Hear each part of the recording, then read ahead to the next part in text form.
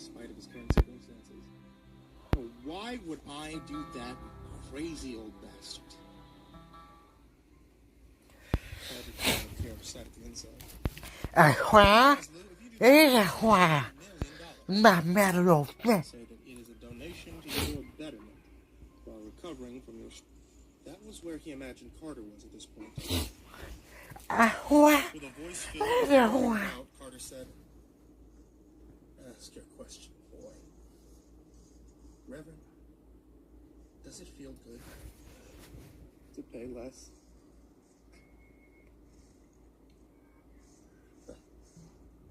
The wooden door opened. And the pellet is jacket.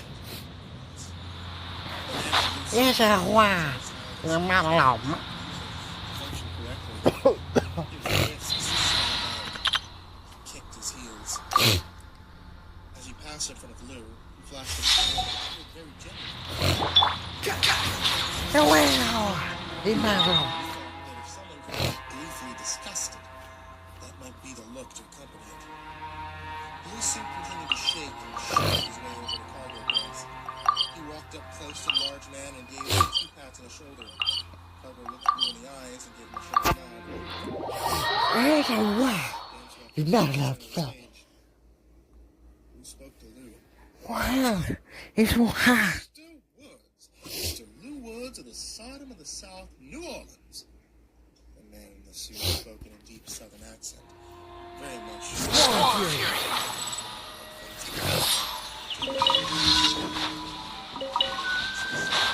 Đấy là Hòa. Đi mà làm. Hòa. Hòa. Good job. I'm not gonna.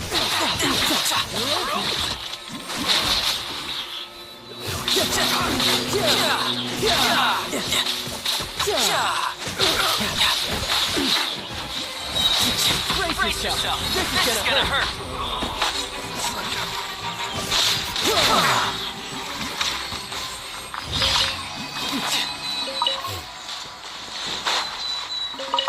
Man. Hòa.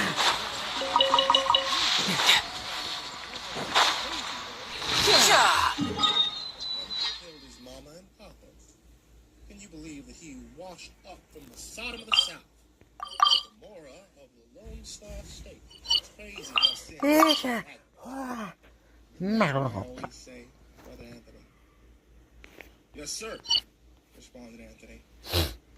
His response terrified Lou more than his knocking or walking habits. Lou heard no humanity in the human affirmation. Hòa. Eagerness to appease. And sheer blind obedience. Now, Mr. Woods, I am the good Reverend Buddy Sherman. Hòa. You may Hòa. call me Reverend. We are in the Lord's house.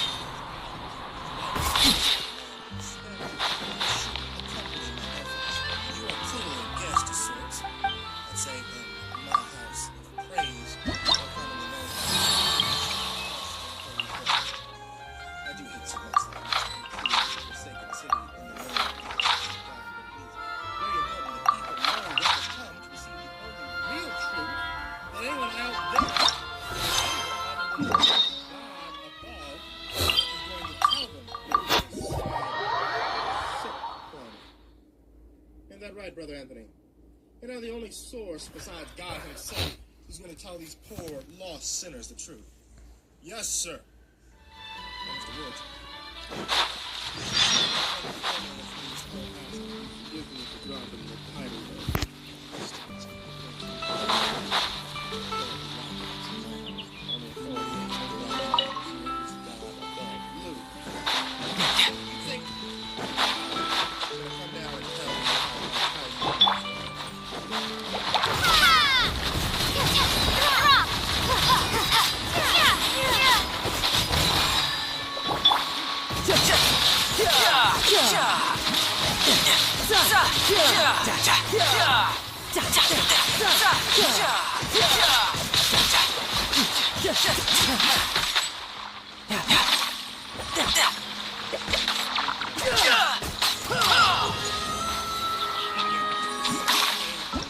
What a what? Man that simply ripped them off his head. Okay now, Brother Anthony. Not necessary.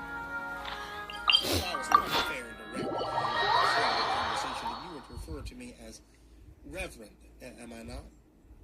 As the goon released pressure on his ears, Lou struggled to find the ability to speak. He didn't want to make this man ask You. Wah. questions twice.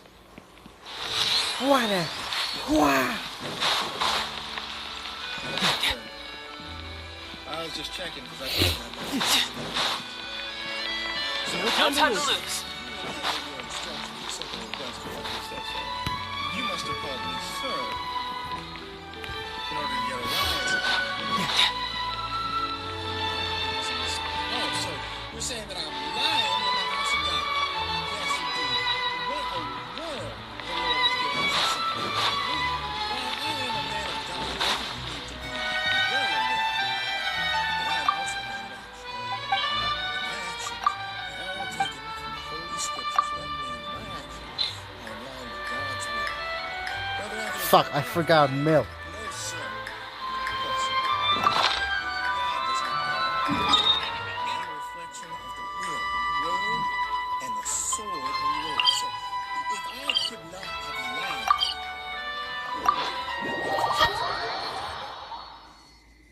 maybe, Lou, maybe you see an old man such as me, and you think if you get me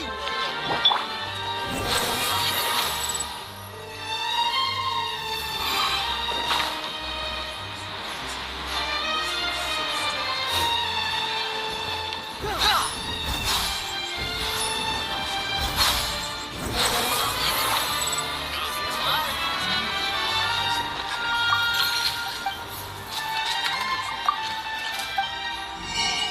first, you for sure ain't the worst. You will not be the last. So now, preaching the word, telling these sinners, Those coffee beans, bro? Too slow. fornicators, worshippers of all idols false, people always gonna want to shut me up and turn off the truth. Well, when is you hearing the truth, fellas? Lou, hoping the silence was a safe alternative. Wah. Quickly, Wah. no safe choice here. Once again, Anthony gripped his ears and resumed the blindingly Fuck, painful I gotta go. twisting. That was his obvious go-to form of corrective action. Answer the Reverend when he speaks to you. Reverend, I'm sorry for whatever I did. Please don't kill me. Carter nodded. Hear that, Brother Anthony? He's sorry for what he did and has even found the humanity to ask forgiveness. The Lord's means are never wrong. He had to turn Lot's wife into a pool of salt just to I wonder, she took her last breaths, did she finally understand how honest God is? Mercy. Dad asked. That time he gave a son of the choice to obey one rule and live. Other times the Lord has had to take greater steps. Flooded the earth with his people. Get rid of those that are on the road. Live in a clean world. That's how God works. He might ask you once, might ask you twice, maybe just gotta ask you thrice. Please, that's all he asks.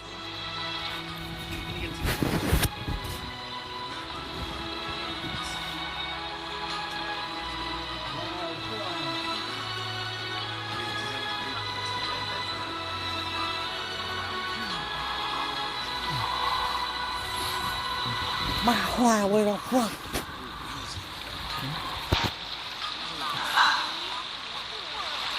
The wind rises. For some judgment, if you believe, and I am an agent of God who carries just commands. Reverend, please, can you tell me what I did to you? I don't understand any of this. In response to Lou's question, Carter began to execute some sort of side sway. Every command right would be accompanied by a clap of his hands. He wants to know. He wants to know how he's the Bible lays out simple sets of rules.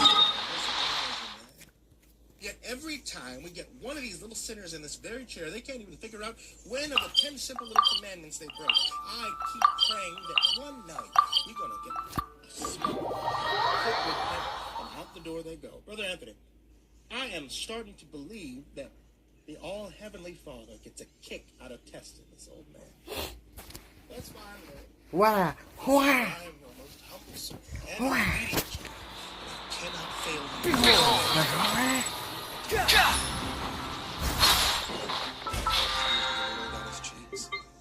He had no idea what to do or say that wouldn't result in anything or worse. So, to demonstrate mercy, you simply listen. Still yourself, Brother Anthony, and not keep finding ways to correct you. You're here because last night you and that little hole caused quite a problem. My flock. Because you, the sheep, was not only captured by the ever so sinful Austin police, but the sources. Far reach and tell me that my lost sheep began to spread awful lies about what it is that I do and why I had my flock doing the will of God. See, the Austin police do not like your power, Reverend.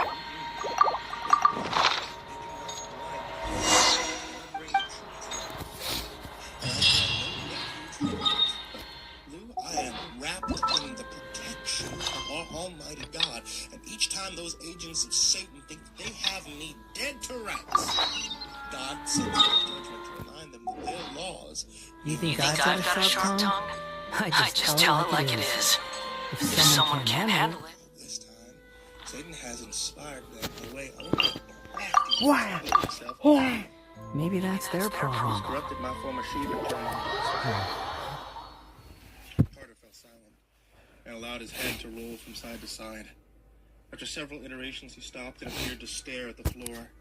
Anthony stepped away from Lou and returned to his original position by the table. What? Lou was so terrified of having the hulking zealot no longer I didn't standing say directly anything, behind just him, but on The wind rises. Nah, I'm not allowed to say that. Okay. Is he struggling to find some solution that doesn't seem terrible? Upon the gale. Across his face, the sort of frozen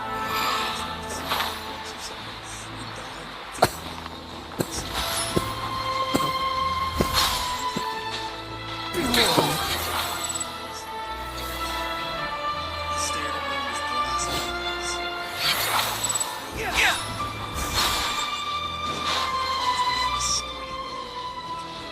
The gaze is both dead and very much alive at the same time. Knowing the intentions of the man wearing that expression made matters exponentially more Search for it.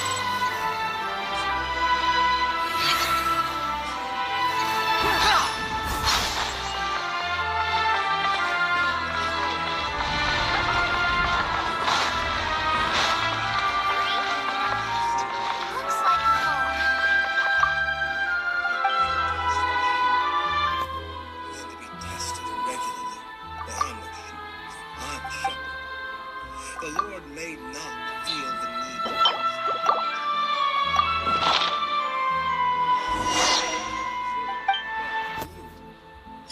when the Lord flexes his feels that a bit of a refresher comes in order. He does not spare me the challenge. My flock was not going to hurt you. They were there to remind the witch's father that his time in Austin was over. I had tried to explain to Alexander time and time again that his store was a den of sin. I tried to use the soothing voice of God and allow the man to blissfully exit. He would not listen. No, he wouldn't. However, the little stunt he pulled with dead bodies and blood on The wind rises. the children walk and play with that person's downfall. It takes a great deal of sinning to get those fiends of Gomorrah to reside in Austin. You know what they say about giving a man enough rope. Lord strikes like a tactician when he needs to. What the hell is this? Casper. Like a chicken recipe or some shit. Okay. So we wanted to reinforce the notion to him that it wasn't just his shop. The Lord has it was his entire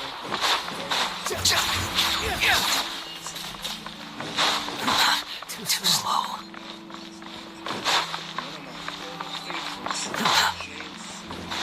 Giving them serving them.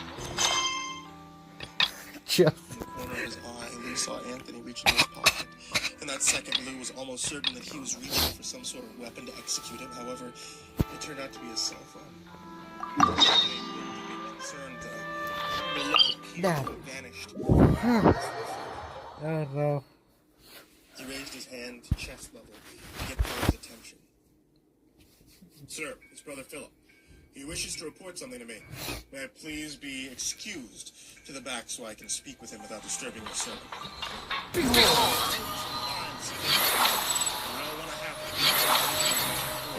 Quit following me. Penance on you as I have with Brother Dennis.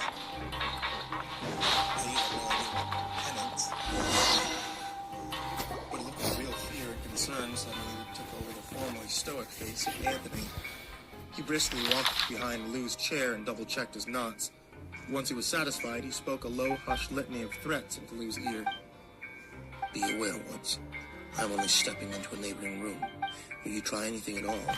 If you so much as sneeze, I'll be out here and I will bring some very real pain with me. Do you understand? Yes, sir. Anthony stepped into the back room, and the Reverend resumed his sermon. Now I'm just up to my eyeballs in trying to serve the Lord and dealing with these sinners, and the one time, Lou, the one time I try to simply practice my mercy of the Lord instead of the vengeance, well then you go and spoil it. You and that little whore. Don't call her that. Try to simply practice my mercy of the Lord instead of vengeance. Well then you go and spoil it. You and that little whore of yours. Don't call her that. The words slipped out so quickly that Lou was almost startled at his own reply. He knew this would enrage the man. Understood that nothing good could come from it. However, in a moment so brief that he wasn't even aware of it, he became utterly tired of hearing his morons. The wind rises. Whether it was the struggle, he felt still remained distressed from Lou. Don't call her what, Lou? Don't call her a whore? She is a whore. My ever-faithful flock witnessed her fornicating with you on a public street where any child could have bore witness. I knew that you were a liar before I brought you to me. I find you a whoremonger. I'm so proud of it. Lou hoped that his first word burst into Oh yeah. call her a whore? The look of stone animal-like stupidity I can't see it. on his face only served to bring more disgust from Lou. Don't call her what, Lou? Don't call her a whore? She is a whore. My ever-faithful flock witnessed her fornicating with you on a public street where any child could have bore witness. I knew that you were a liar before I had brought you to me. I'm using you. I'm so proud of it. Lou hoped that his first word burst into as the Reverend continued to speak, Lou found that he simply couldn't remain silent.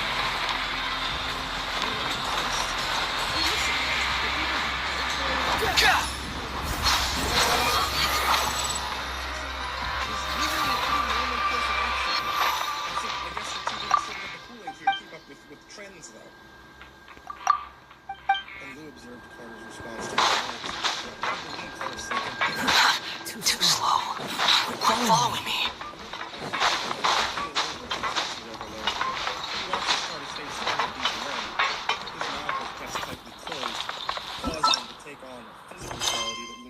Describe as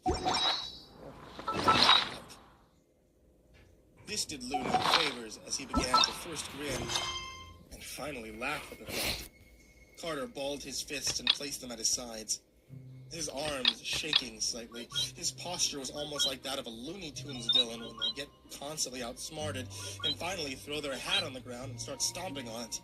Carter looked sharply towards the wooden door, clearly wanting Anthony to return so that Lou could be punished, or, at this point, possibly murdered. Lou had no desire to hear Carter speaking, so he continued on with verbal disobedience. You know... Too slow. Behold!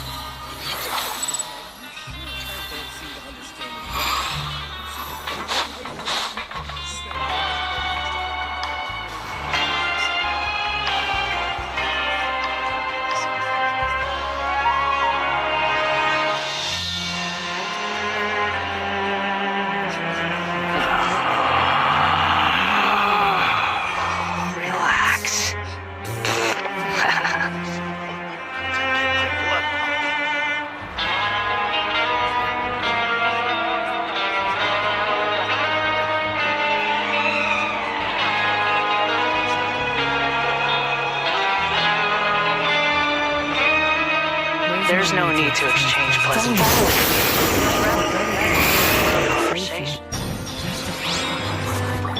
Swan Fury.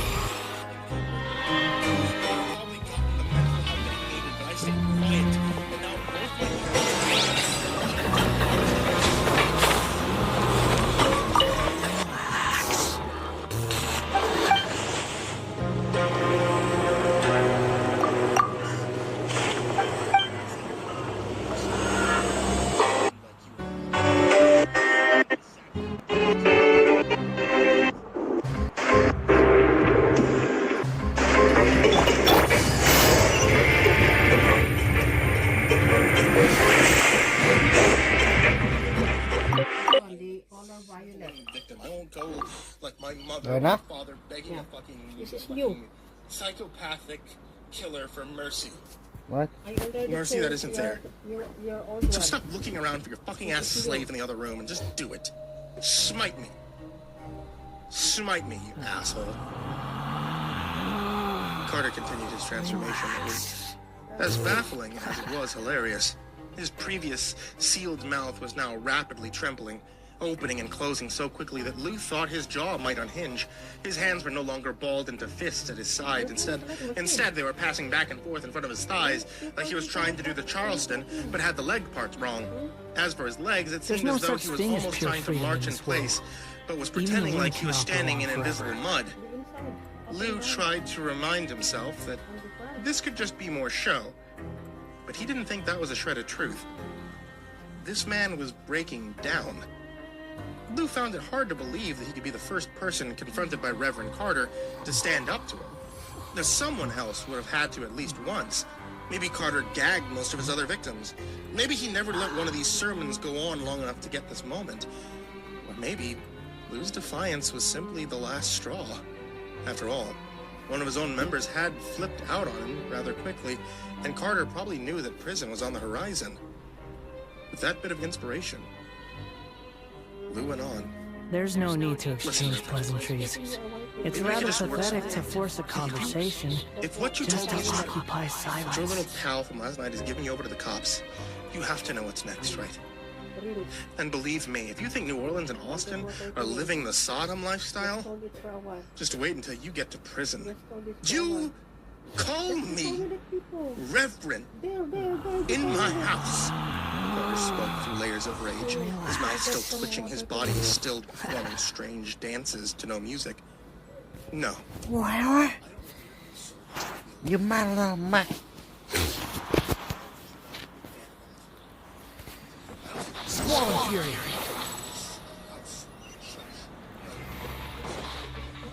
Just tell it like it is. If someone can't handle it, maybe that's their problem.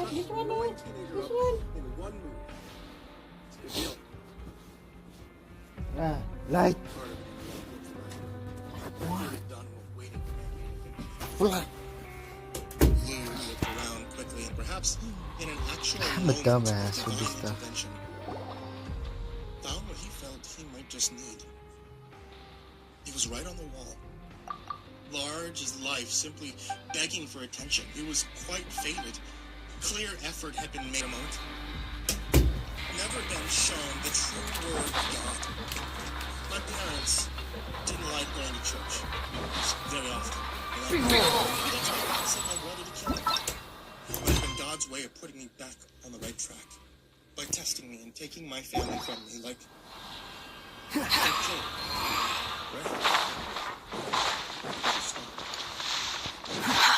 Too slow. The wind rises. Full and flash and show. Your stupid strut and freaky smile. All just part of the Behold! was approaching with even though Lou was a kid tied to a chair in a building, it was a big oaf just one room away and no one around to hear himself for help. The wind rises. Just cautious.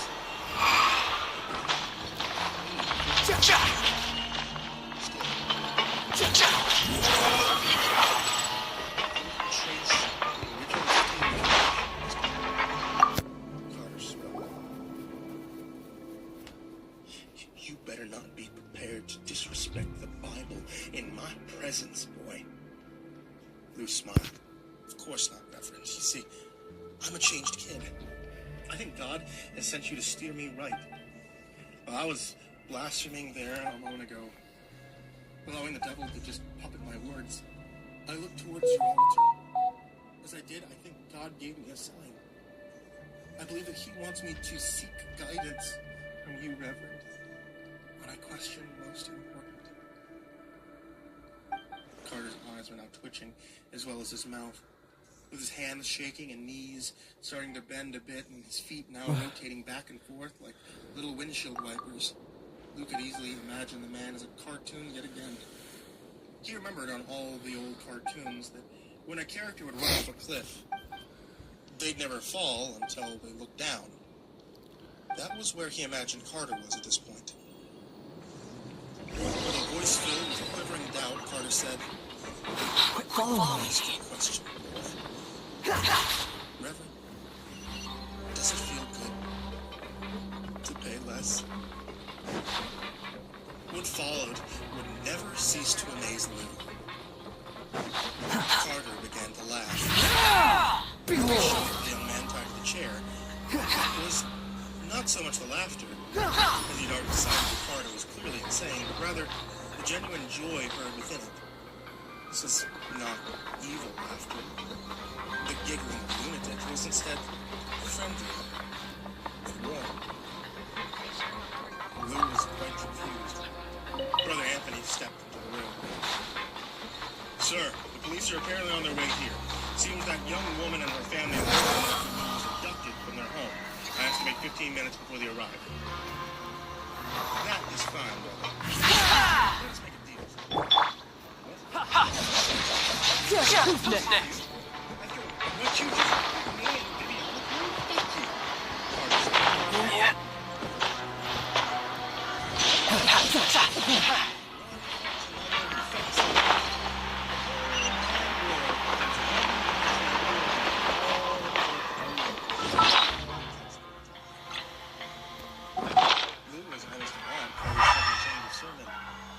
This man seemed to aim for the enemy of piety. Lou, we have a little time to have this off. Sure. When the police arrived at the scene, Brad,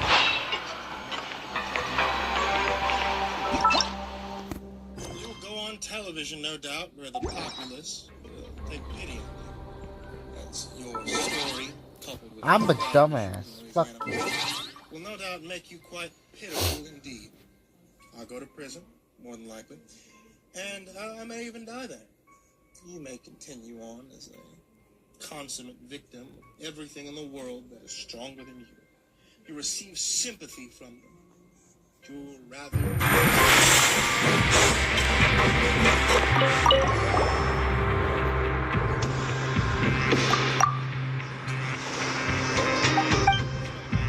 Police arrived, you remain...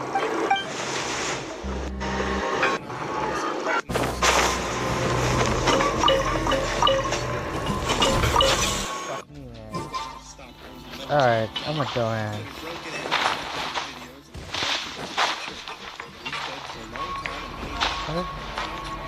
sure hope everything goes smoothly. I keep on funny. Yep. No time to lose. Friends I have become. Lou began to laugh in spite of his current circumstances. Oh, why would I do that crazy?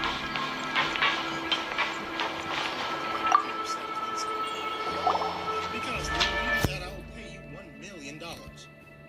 She'll say that it is a donation to your betterment while recovering from your struggle. I'll also ensure that your book is published. How do you know, Lou began, never having recalled mentioning this to Carter? How and why no longer matter, Lou. In addition, I will use my legal connections to grant you emancipation from your aunt and uncle. You'll be a very wealthy, legal adult with a published book under your belt. And as far as your little Miss Alexander, though my church may have hindered her father's work a bit, just imagine what you can do for that family with the financial advantage I'm offering.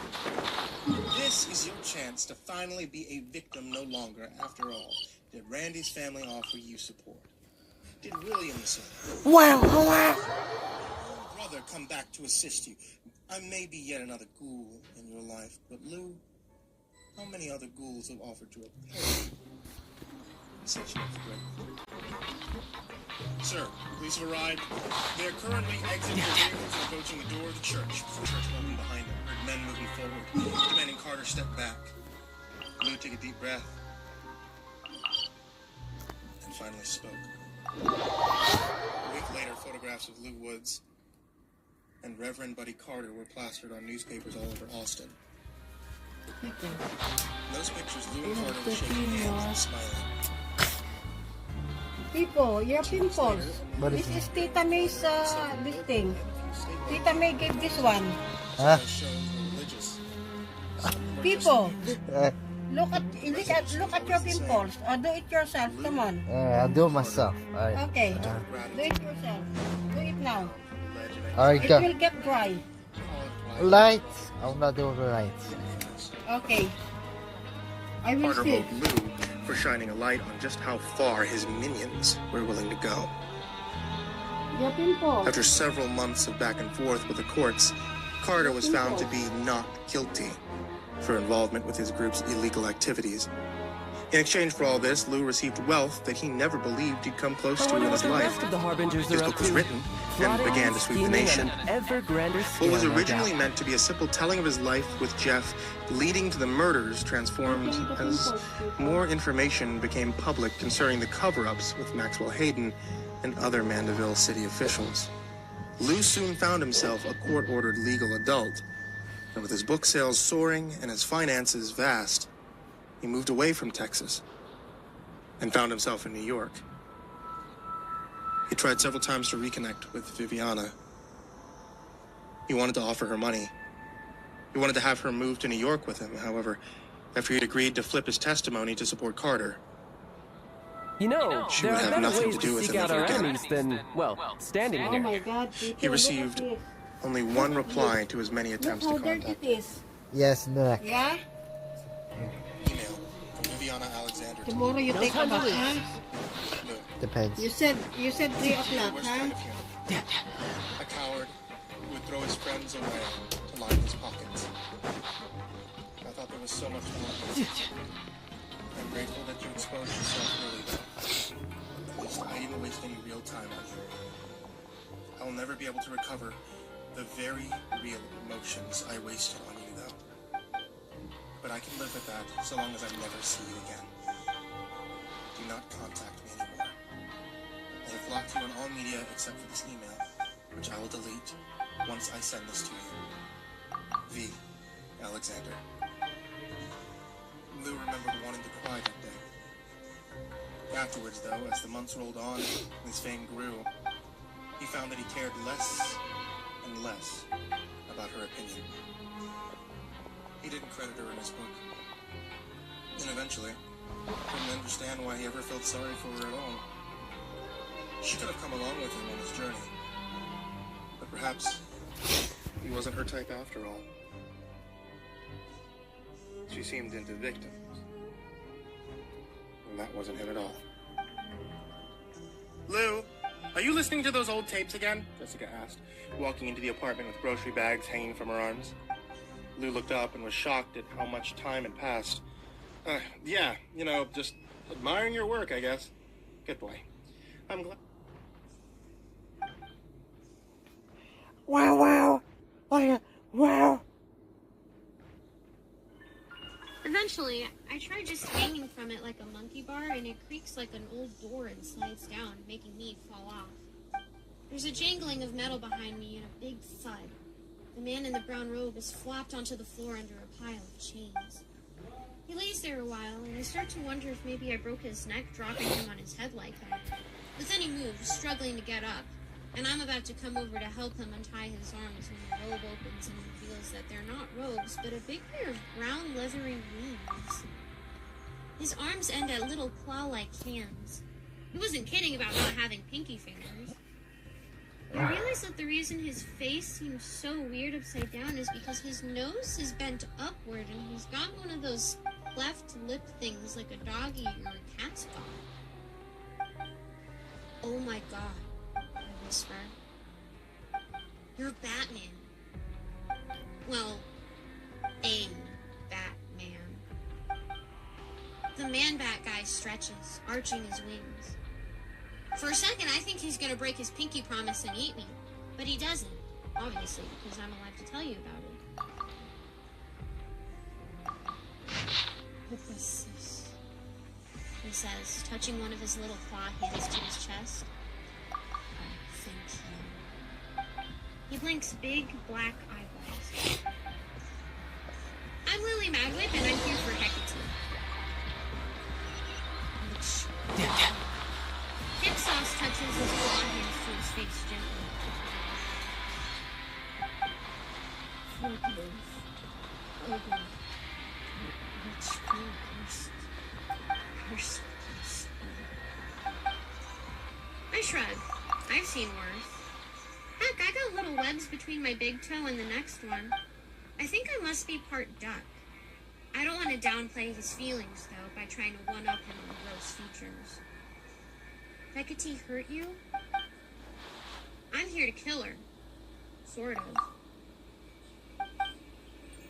Yes.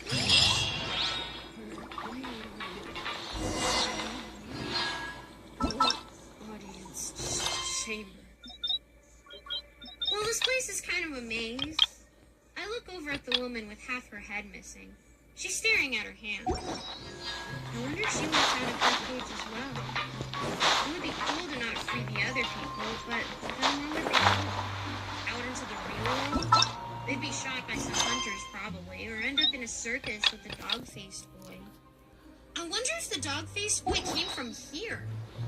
I've never actually been to the circus, except the one with just elephants and clowns. I've never been to the kind of circus where you can go see dog-faced... No time to lose.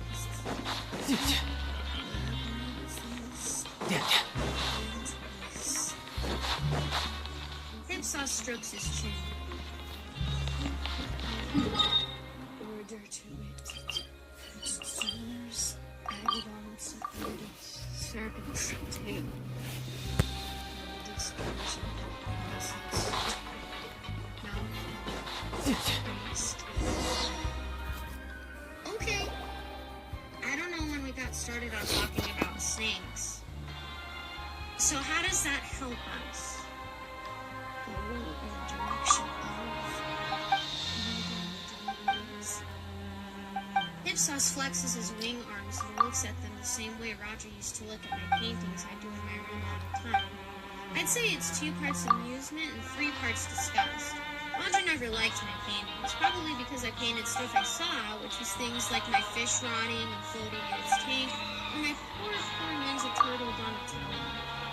Now all I have with Donatello is his shell that got run through the dishwasher and a stick I made look like a ghost out.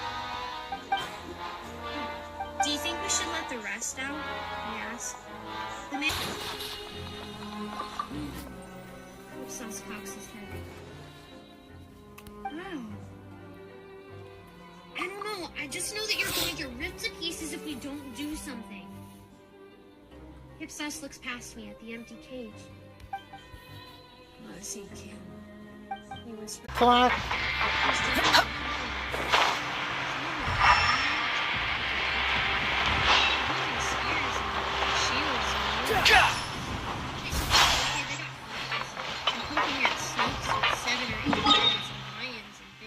Snakes, and there's a guy riding a Pegasus.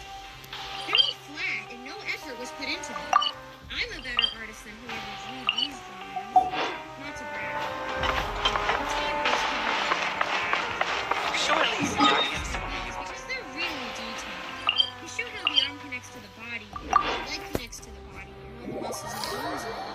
And then there's other drawings under those that have similar drawings of people, but show how a tentacle attaches to the body, or how a mouth on someone's tummy connects to their stomach and guts. There's even one with a really good drawing of the half-face lady. It shows her with a full face, but there's a dotted line that seems to match up with exactly how much of her head is missing. There's a quicker, looser sketch of a man's head with the same dotted line, and the other side of his face shaded out. Between them are arrows pointing away from two different heads toward each other. I think this is a plan. Whoever did this is going to stitch half a man's head to a half-faced woman. Under the sloppy drawing of the real head, somebody wrote in cursive. Fortunately, I could read cursive. Subject to RTF. Did Hecate do this?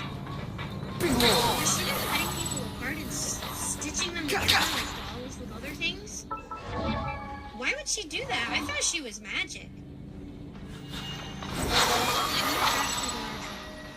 Hipsos is playing with the chains wrapped around his ankles. Maybe they're tied in one of those sailor knots they teach you how to do in the Scouts. I was never good at those. I probably shouldn't stand here and watch him struggle when any second the invisible Freddy Krueger monster thing could get loose somehow and murder everybody in the room. Oh hey, there's a set of keys hanging right there on the wall by the arch. I must have passed them on the way in. They're really high up, so I grabbed the stool by the slanted drafting table and carry it over to reach them. There's about 7 or 8 old-looking keys on the key ring. I hop down off the stool and run back into the nasty dungeon full of cages, about the same time that Hipsos manages to get 1 foot free from the chain. I've got the keys, I announce. Hipsos looks up. The man with the tentacle arms looks up in his cage. Even the lady with half a face who's going to be getting a faceotomy looks up. Ew, no, look back down.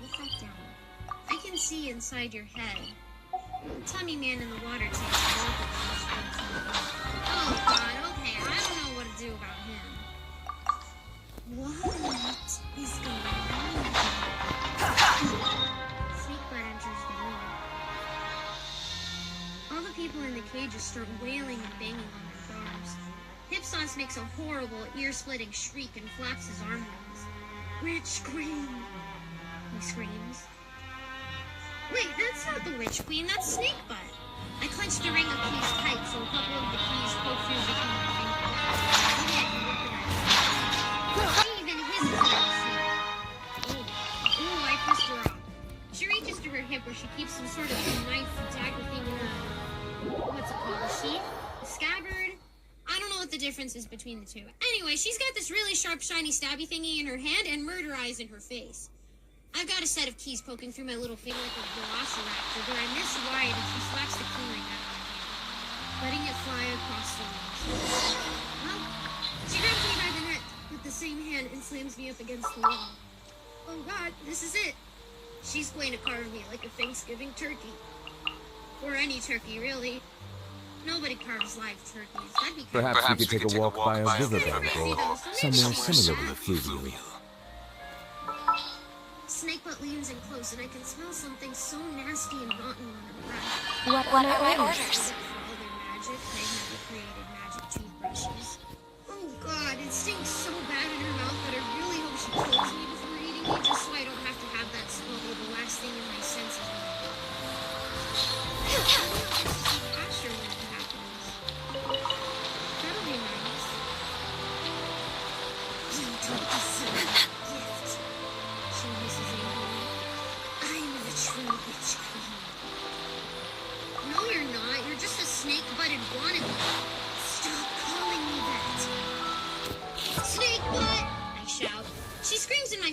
getting all her spit in my eyes. Yuck.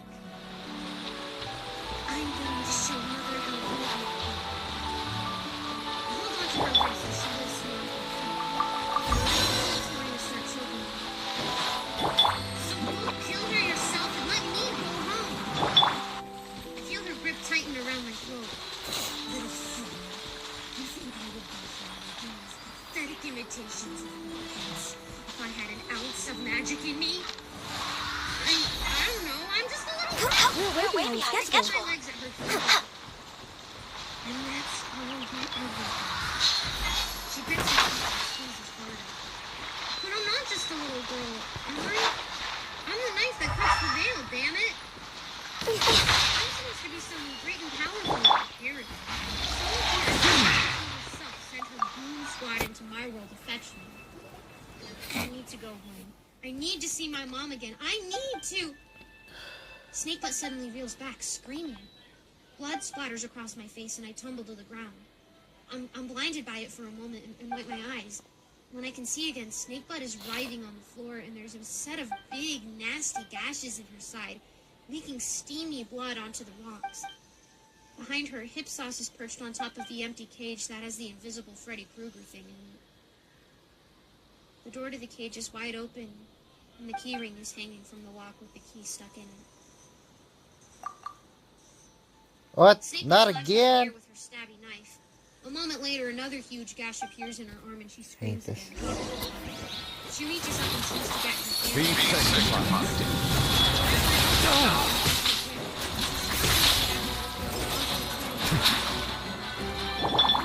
Access denied.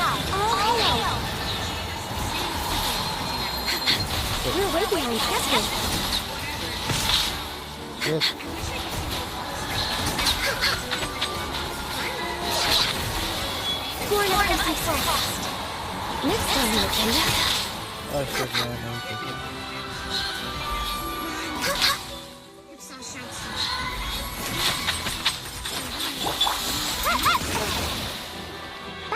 I've seen Hip Sauce stand a piece of water. Access denied.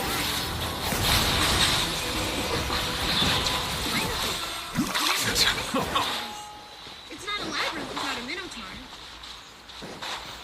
Something bellows loudly from the hallway, making an entire room shake. Snake freezes in her tracks, holding her little dagger with her other hand.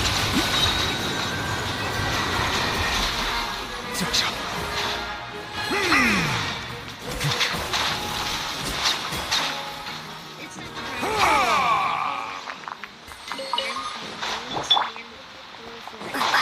just ahead of him, not the whole girl, marches into the room.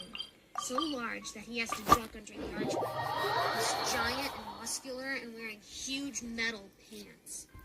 In his hand is a big battle axe like I've seen birds in movies. It's like you and me. He's perfect. Going just like you My and me. Minotaur champion.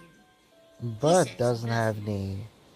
I don't even know if he can since he's got a laser head, but he stares at Snakebutt and snorts angrily. Really? Snakebutt makes one of those half smiles.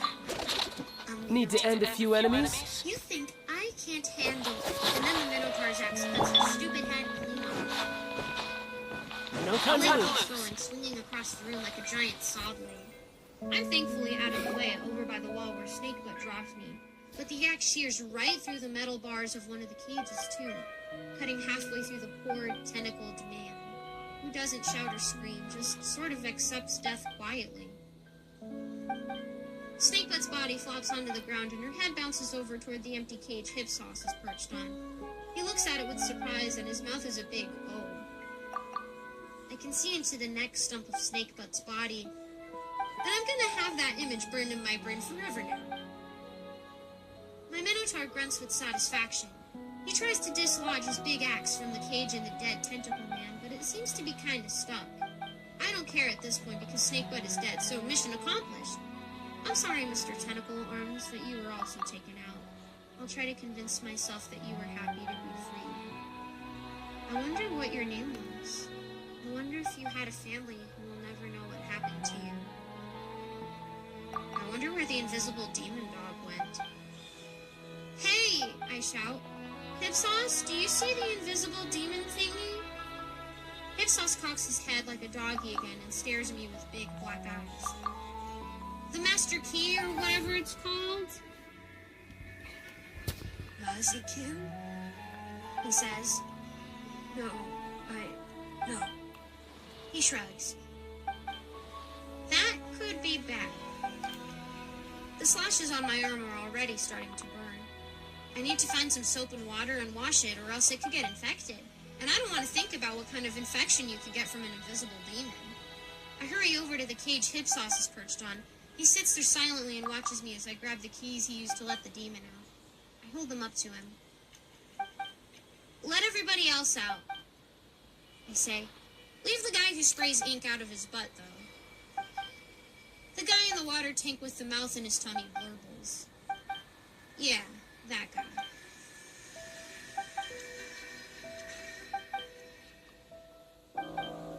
Hey there, kids, it's me, Mr. Creepypasta, and we're listening to tonight's podcast. You can find Mr. Creepypasta's Storytime on any kind of podcasting platform if you're watching on YouTube. And if you're listening to the podcast already, you can find Mr. Creepypasta on YouTube. A huge thank you to all you guys. I'm Lily Madwip, and I've got an army now. You hear that, Hecate? You hear me coming for you? I guess it's not really an army so much as a squad. Maybe a small group. Okay, so it's like a book club. My mom goes to a book club. We like to read books about men who wear shirts and tie-dye, and sit around and eat crackers with spinach and talk about the books. I had a book club, just me and Pasher. He's read everything, so he always comes prepared. I read books about people who can, but I'm not very good with names. It took me months to get used to saying Pasher's name. I was 5 then. I called him Baxter at first, like Baxter Stockman. He's a giant bug man.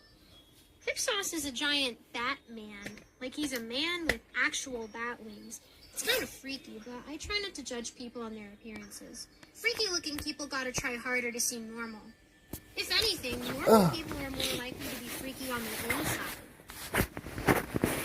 Hipsauce is hobbling behind her, helping the woman with half a face walk. She seems really weak. I can rest for a few Maybe minutes. everyone was starved from being in a cage, so before we left the dungeon, I made a table covered in Oreos appear. But trying to eat an Oreo with half your head missing is tricky. Past them are the others, like a dozen or so tired-looking puzzle people and a giant minotaur. Yeah, it I does guess that would lag make him a when you Max play. Wings invisible dog beast, or just Gary. Watch out for the Gary. That Gary better have its rabies shot. I can't believe the neighbors let their Gary poop on my lawn. I wonder if an invisible dog makes invisible poop. Oh my god, I could be walking through piles of it right now. You guys need more Oreos? I ask. No, please, no more Oreos. Someone in the back shouts. I wish I could see who it was. I don't trust someone who doesn't want Oreos. I've been following this trail of string. It led me to the dungeon first, but just kept going out the other side. I know it sounds weird to follow a string, but it was left here by a guy long ago, and apparently it leads to the middle of the maze, which is where Hecate hangs out. I've read all this before. It's part of Greek mythology, like what I read in the library before Ambrose turned it into his personal village. I can't remember if it was Perseus, or Perseus, or Jason, or Hercules. Whichever one wasn't in Clash of the Titans, or the one with the astronauts. I love that everybody has weird names except Jason. I wonder if he got made fun of for his normal name back then. Anyway, intersection, and the string goes around the corner. It's not the first time. I've been following it around corners for what seems like forever. But this time I turn the corner and Hecate's standing there. She's just sitting on her big stone chair in the middle of the hall. No, wait. I look around. I'm in her living room, or throne room, whatever it's called. The room with the pillars and the chandelier with all those candles. What the hell happened Seriously, here? a lot of candles. All her followers are standing around talking to each other. Some lady laughs. The I time think I just missed hearing a funny joke. I'm feeling a little disappointed. It's going to eat at me. I want to know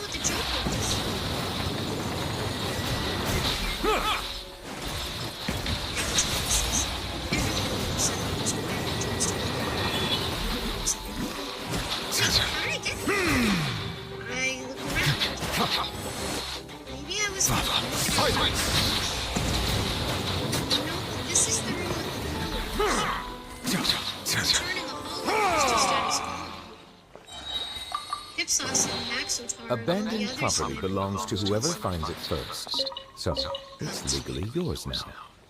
Hecate says in a low voice as she pets her big black dog.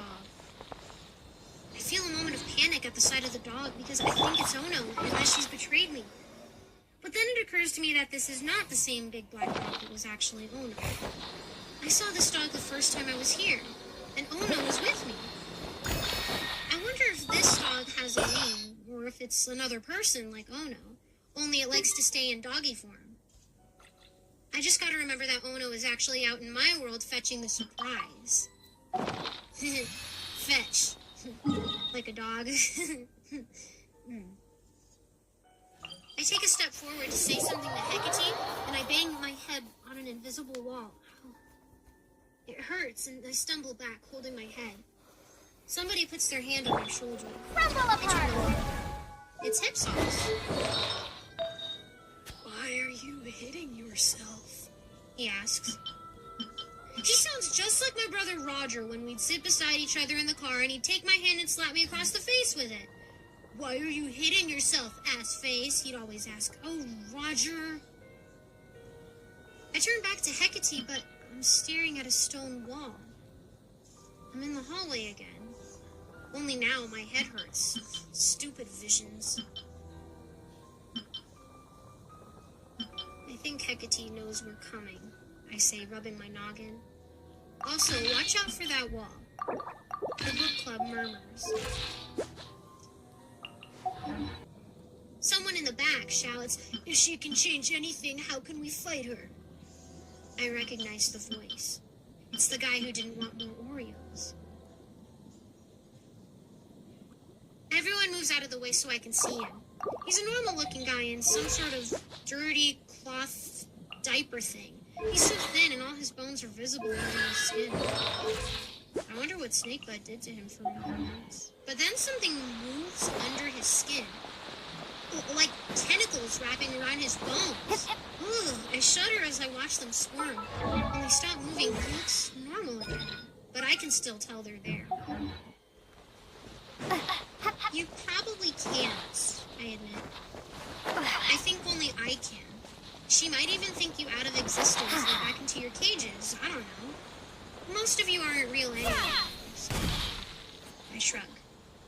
I'm no good at pep talks. I'm real. Diaper Man thumps his fist against his chest. We're all real. This had better be He thumps it important. again. I think he thinks that thumping his chest proves a point. Shouting and hitting yourself don't prove points unless the points you're trying to make is that you might be crazy. Some of the tentacles inside him wiggle angrily, and then go still. Ooh.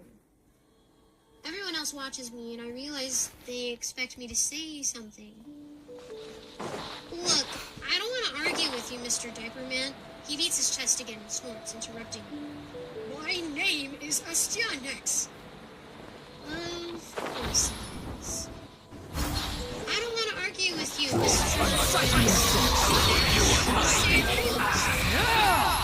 He steps closer and stares at me. About to speak, and some of his teeth are missing. There's also something on your back that seems to be wiggling around. Ooh, maybe it's worms and stuff. I hope he doesn't barf worms on them. Why should we follow a girl child? I could tear you into pieces with my fingers. Because I just saved your lives? He reaches toward me with one hand and I pull back. I can see things under his skin squirming about. Look at you, He whispers. you reek of fear. It's true. I'm trying to act brave, but inside, I'm ready to pee my pants. I don't want to see Hecate. If I could, I'd sneak past her, find the door home, and never look back. But the way things have been going, I know that I have to be brave, not just active.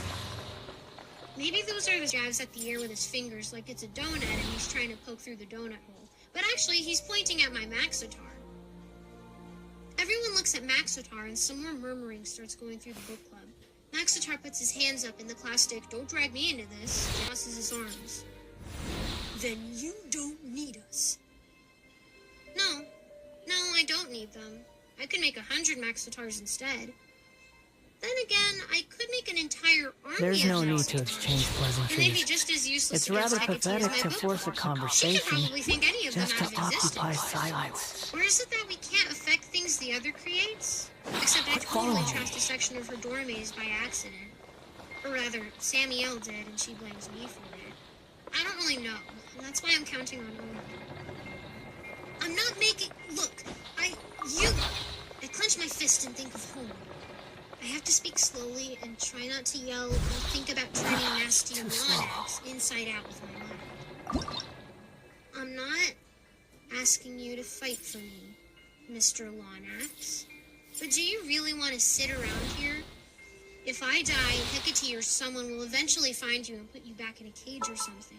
If I beat Hecate, I don't plan to come back this way or anyway, and you'll be sitting around here forever while the maze falls apart around you. But if you come with me, and I win... Come on, don't keep me maybe waiting. we can figure something out for you guys. Oh my god, that's why. Who even knows where the door goes? He could be in China or Australia right now. I hear they have spiders as big as your head and poison frogs in Australia.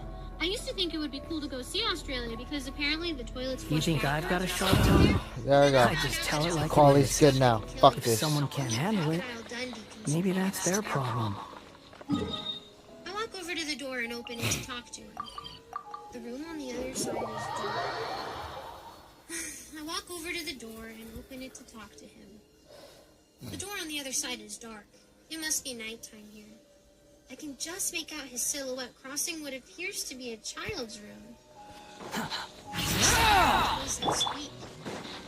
Hey, I whisper at him. Hey, you can't guard with a fence and a sign that reads no trespassing. And the dog starts barking before you even realize it's there, and someone tells you later when has to flip backward out his mouth and blood-red silly string comes gushing out.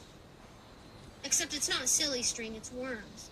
Hundreds of crazy long Jesus worms. Christ, oh my man. God, he's got a flip-flop head that lets him turn God into damn, a what the bumblebee. fuck, man? It's the Jesus most Christ. awful thing I've seen in a long 99? time, and I instantly regret being Bullshit, here. 99. The dog, very furry, maybe a German Shepherd, What? I can't tell, lands in nasty Lonax's arms and is What immediately the taken hell by is the dog. this? I'll pause you every time you do that bullshit. I want combat, not bullshit, alright?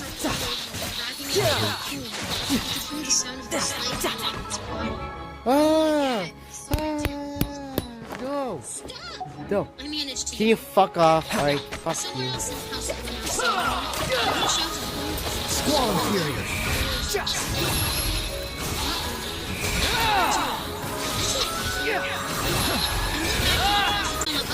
God damn it.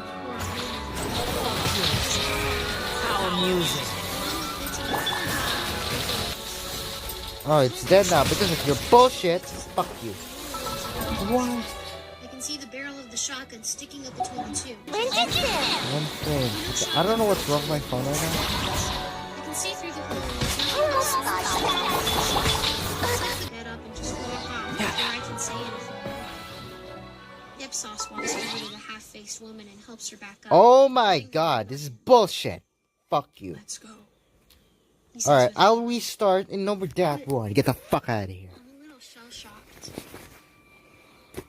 Door is gone. You can't go there. We Okay, go next to Hecate. one. Get the fuck out of here. Alright. That is the most bullshittest thing I ever seen in my life. Following the string God left, damn it. then left, then right, then left. There's more lefts and rights in there, but you get the Oh, normal There was a bull, moment during normal it where I wondered if bullshit. the stupid Fuck string was you, playing a right? trick on me and I was just going That in is the most circles. dumbest thing I've But ever I seen picked in out my a life. door each stretch of hallway and memorized it to see if I spotted it again later and didn't. That is so dumb. That is so dumb. Can't Fuck stop that. trembling. Right? Can't stop thinking about nasty Lonax or that poor man and his dog. I keep seeing the shotgun in my head pointed directly at me. Finally, we reach an intersection where the string turns a corner, and I recognize it. Not because we did go in circles after all, but because it's the intersection in my vision. Around this corner is Hecate. I face the book club and hold both hands up. Around this corner, I say, trying to sound dramatic, but I'm no good at acting, is Hecate. I can't promise you'll be safe, So maybe the best idea for you all is to wait right here. If anything goes wrong, just do like Mr. Lonax and head through a door. Just look before you go in. Because there might be a dog on the other side, and not one of those nice dogs like you see people walking and you ask to pet it and they let you and you pet the dog and it licks you and you want to hit them with a rock and take it home. Everyone looks at each other. I'm really bad at pep talks. What I'm trying to say is, watch out for dogs that will bite your legs off. What the fuck? Unless you don't have any legs. Somebody without legs grunts. In which case, protect your other parts. Hipsoft talks to a man with eyes all over his head. Then hands the half-faced lady to him. He walks over to me, smiles in a way that says, I'm probably going to die, but I want to do this anyway, and then nods quietly. Maxitar runs his big fingers along the edge of his axe. Everyone else looks at the three of us and then shuffle back into the darkness a bit. I really hope they don't do anything stupid while I'm getting myself killed. God damn it. All right, I say. Let's get this over with. I would kill myself right now. This. I haven't heard a single word from Owner. I don't know if she failed to get the surprise or betrayed me entirely, or still off in my world doing who there's knows nothing what. to kill. I gotta remember that time works different here in the Vale. Mom, Dad, how long have I been gone? Is my photo on milk cartons? Do you think Jamal will tell everyone that I died from a Oh, finally! Bullshit. Do This you is think bullshit. if I get back I can have one of those milk cartons with my picture on it and keep it as a souvenir? I close my eyes and try to see the future. All I see are the veins in my eyelids. Whatever.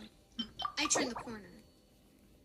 Hecate's living room is as big and fancy as it was when she dragged me out of it and tossed me in the void. Tall pillars all over the place, fancy chandelier, all that jazz. My mom has a word for places like it. I just can't remember what it is right now because I'm standing in the door with Hipsauce and Maxitar facing the crowd in gym class, and one of the boys with a cannon arm gets you in his sights, and he smiles like that. So you return is Hecate's way of saying, I'm going to replace your head with this dodgeball. I step forward and raise my fist at her. I just want to go home. I had something better planned to say, but I forgot it all of a second. I think it was something like how I was going to chew her up and spit her out. You can run, but you can't hide. Yeah, when it's the enemy spawns, I don't know. It's a little bit more lively. I don't know what the fuck, man. Jesus Christ. She stands up. Continues to sit there. That's a good one. It's still like a red crab. Maybe I can turn it into a mouse. I need to remember that I can do anything. I'm just as strong as Hecate. I don't want to fight you. Hecate holds her hands up in front of her. You will fight me, or... She claps twice. I half expect the lights to go out, but then I remember that the lights are candles, and you can't hook up a clapper to candles. I butchered your little friend. Who's next? Not Simone, please. Not Jamal. I see people around her chuckle, and then a bunch move aside, and a man wearing a black potato sack on his head and no shirt steps forward. He reminds me of the men on the cover of Mom's book club books. Only they didn't wear potato sacks on their heads because they actually had really amazing beautiful hair.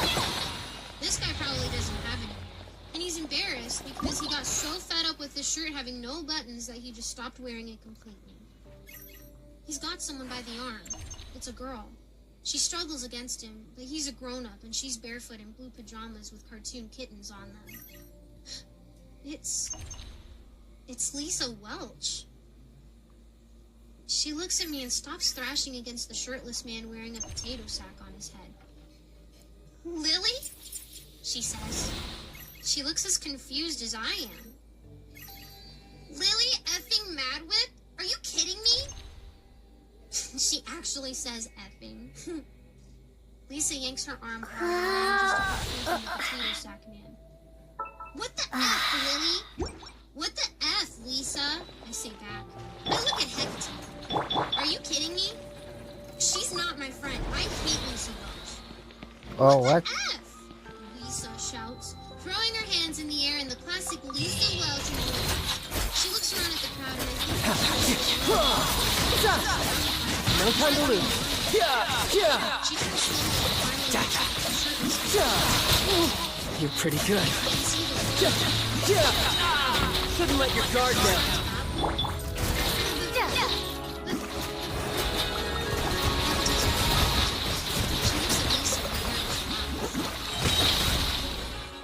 Bombs away! I hold up a finger when Mr. Wanax touches me. Okay, I will pay all my allowances for a year while these amounts get picked clean by I never actually want anything.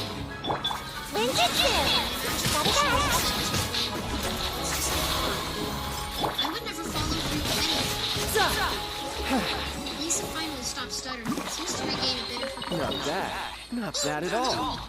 She shouts, turning to Hecate. Do you know what she did to me? She flails her arms in my direction like she's trying to slap at me from across the room. She made me trip and break my teeth, and then her and her psycho friend nearly burned me alive. I was going to say it wasn't true, but it's kind of true. I didn't mean to make Lisa trip and break her teeth. And she was picking on my third best friend Meredith when her backpack caught fire, which wouldn't have happened if I hadn't been nearby. Hecate falls back into her chair and crosses one leg over the other. She puts her chin in her hand. Maybe I should make you both fight to the death. Lisa and I look at each other. The victor gets to be mine. I thought you wanted me to fight you, not her. Hecate waves her hand. Oh, you'll still have to contend with me after. But you bore me. Killing you will be easy. I want some entertainment. Kill your little not a friend, and then I will dispense with putting you out of your misery. Lisa clenches her fists and glares at me. She grits her pretty new perfect teeth that her daddy paid for. What the F, Lily? What have you gotten me into? Hecate stands back up and slowly glides down the stairs from her stone chair. I can't even see her legs moving under the dress. I'm Lily Madwit. I wonder what the rest of the Harbingers are up to. Plotting and scheming on an ever grander scale, no doubt.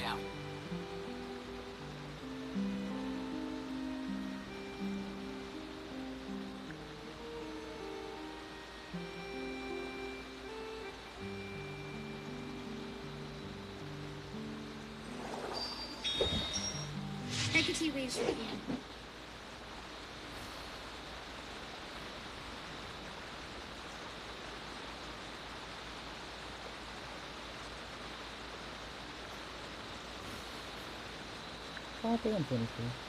Nah, do later. Where I'm from, if we didn't keep moving, we'd freeze to death.